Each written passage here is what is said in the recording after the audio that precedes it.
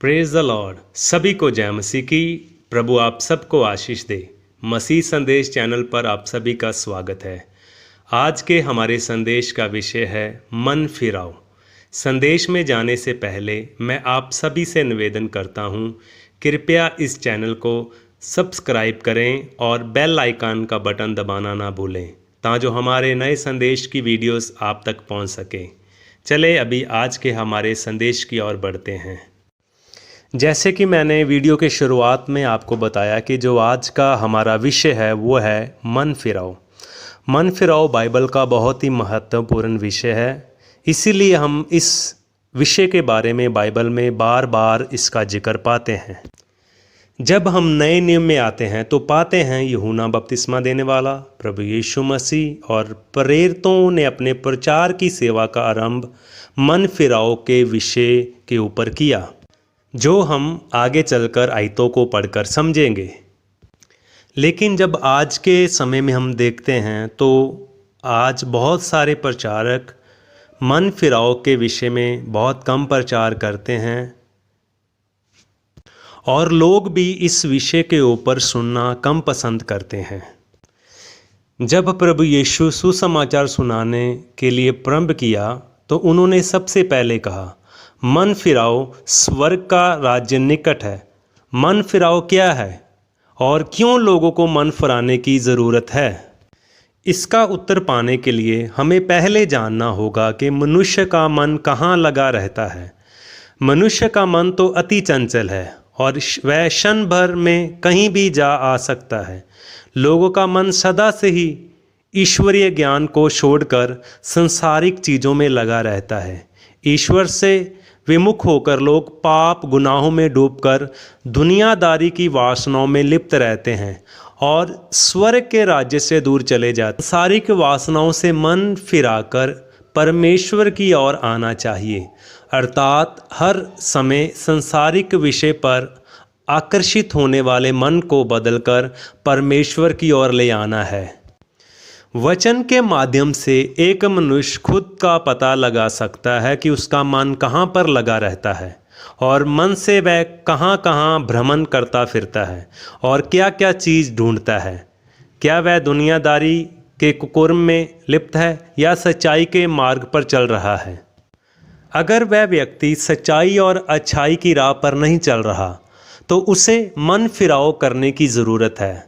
मन फिराओ करने का मतलब अपनी गंदी आदत, बुरे सोच विचार, गलत काम और ख़राब चाल चलन को बदलने को कहा जाता है। अर्थात मनुष्य को संपूर्ण रूप से अपना पुराना स्वभाव छोड़कर प्रभु की इच्छा के अनुसार बदलना है, क्योंकि परमेश्वर जानता है कि मनुष्य का संसारिक मोह माया एक दिन उसे स्वर्ग राज्य में प्रवेश करने नहीं देगा। इसलिए मन फिराओ करना जरूरी है। अगर एक व्यक्ति मन फिराव ना करे तो वह स्वर्ग राज्य से वंचित रह सकता है, क्योंकि मत्ती की अंजील उसका 3 अध्याय उसकी 2 में यूहन्ना बपतिस्मा के द्वारा भी प्रचार किया गया है, मन फिराओ क्योंकि स्वर्ग का राज्य निकट आ गया है। और मरकुस 6:12 में भी लिखा है कि जब यीशु प्रचार करने के लिए 12 चेलों को अशुद्ध आत्माओं पर अधिकार देकर भेजा और उन्हें जाकर प्रचार किया कि मन फिराओ। जब हम प्रेरितों के काम 2 अध्याय उसकी 38 आयत के वचन में भी मन फिराओ का सुसमाचार पतरस के द्वारा प्रचार किया गया। उसमें लिखा है, पतरस ने उनसे कहा, मन फिराओ और तुम में से हर एक अपने अपने पापों की क्षमा के लिए यीशु मसीह के नाम से बपतिस्मा ले, तो तुम पवित्र आत्मा का दान पाओगे। प्रेरितों के काम 3 अध्याय उसकी 19 के वचन में भी लिखा है, इसलिए मन फिराओ और लौट आओ कि तुम्हारे पाप मिटाए जाएं, जिससे प्रभु के सम्मुख से विश्राम के दिन आए। प्रेरितों के काम 26 अध्याय उसके 20 के वचन में प्रेरित पौलुस कहते हैं कि पहले दमिश्क के, फिर यरूशलेम के रहने वालों को, उसके बाद यहूदियों के सारे देश में और अन्य जातियों को समझाता रहा कि मन फिराओ और परमेश्वर की ओर फिरकर मन फिराओ के योग काम करो। ऊपर के सभी वचनों से पता चलता है कि ईश्वर का अनुग्रह प्राप्ति और स्वर्ग राज्य में प्रवेश करने के लिए मन फिराव के साथ साथ अपने सभी पाप गुनाहों को मानकर प्रभु से क्षमा मांगनी चाहिए, जिससे ईश्वर की कृपा प्राप्त हो और खुशहाल जिंदगी मिले। अंत में आपको एक सलाह देना चाहता हूँ कि आप अमीर हो या गरीब हो, चाहे दुनिया में रहने वाले किसी भी जाति या धर्म के क्यों ना हो, उससे कोई फर्क नहीं पड़ता। परंतु फर्क इस बात से है कि एक दिन सभी लोगों को अपने किए हुए कर्मों का हिसाब परमेश्वर को देना पड़ेगा। परमेश्वर की इच्छा के विरुद्ध पाप करने का मतलब अनंत दंड को दावत देना है। और एक बात, अगर ईश्वर मनुष्य होता तो कोई भी रिश्वत देकर सजा से बच सकता था, परंतु परमेश्वर मनुष्य नहीं है। इसलिए जरा सोचिए परमेश्वर के सामने आप क्या करेंगे, क्योंकि परमेश्वर को निष्कलंक, निष्पाप और पवित्रता से चलने वाले लोग पसंद हैं। इसलिए अपने पापों को परमेश्वर के सामने कबूल करते हुए समय के रहते मन फिराने में समझदारी है।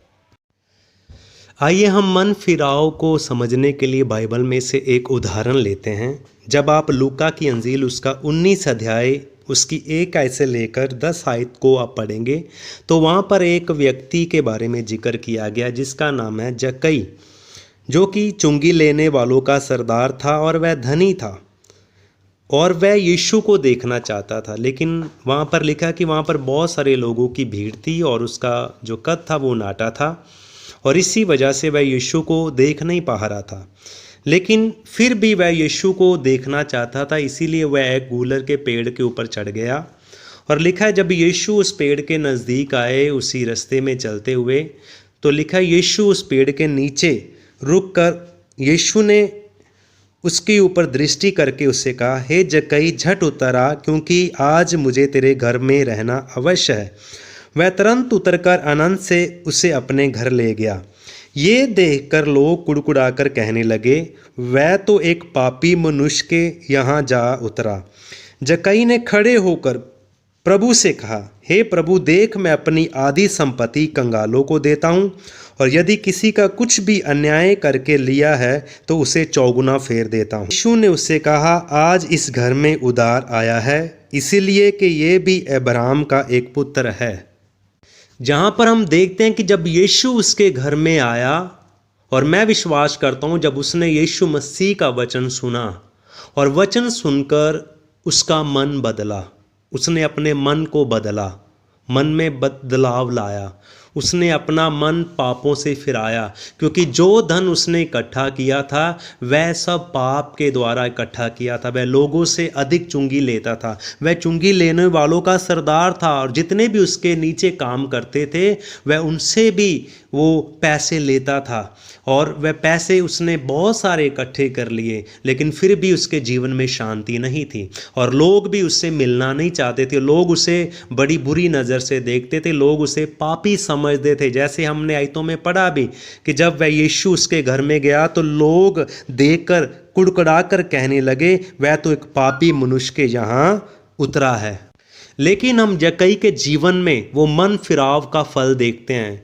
जैसे प्रभु यीशु मसीह उसके घर में गया और हम देखते हैं जक्कई ने खड़े होकर प्रभु से कहा, प्रभु देख मैं अपनी आधी संपत्ति कंगालों को देता हूँ और यदि किसी का कुछ भी अन्याय करके लिया तो उसे चौगुना फेर देता हूँ। हम यहाँ पर देखते हैं उसके जीवन में बदलाव आया, उसने अपने पापों को माना, जो उसने गलत ढंग से जो पैसा इकट्ठा किया था उसने लोगों को वापस देने के लिए वहाँ पर घोषणा कर दिया और वापस लुटा दिया। यही मन फिराव का फल है। मेरे अजीज़ों, मेरे खुदा के लोगों, हमें भी मन फिराना इस तरीके से है। आज के समय में मन फिराना है कि हम जिस रास्ते पर जा रहे हैं, हम पाप में हैं, हमें अपने पापों से मन फिराकर प्रभु की ओर लौटना है। हमें फिर उस रास्ते में दोबारा जाना नहीं है, हम उस रास्ते में दोबारा नहीं जा सकते। जब हम उस रास्ते में जाएंगे तो हम परमेश्वर के उस क्रोध को अपने जीवन में लेकर आएंगे। इसलिए हमें संपूर्ण रीति से अपने मन को फिराना है और प्रभु की ओर लौटना है और फिर दोबारा उस पाप की ज़िंदगी में नहीं जाना है। इसीलिए जब हम पाप की ज़िंदगी में नहीं जाएंगे तो परमेश्वर की सारी आशीषें हमारे जीवन में आएंगी। आज लोग क्या करना चाहते हैं? परमेश्वर से आशीष पाना चाहते हैं बिना मन फिराव के। मन फिराव के बिना हम परमेश्वर से कभी भी आशीष पा नहीं सकते हैं।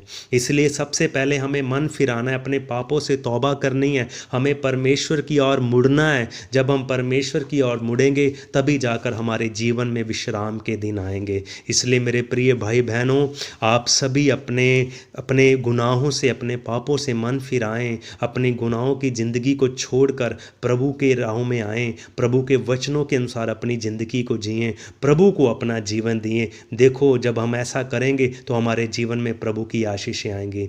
इसलिए प्रभु का आज आपने वचन सुना है, इसलिए अपने मन को फिराना है, प्रभु की ओर लौटना है। प्रभु आप सबको इन वचनों के द्वारा आशीष दे। God bless you.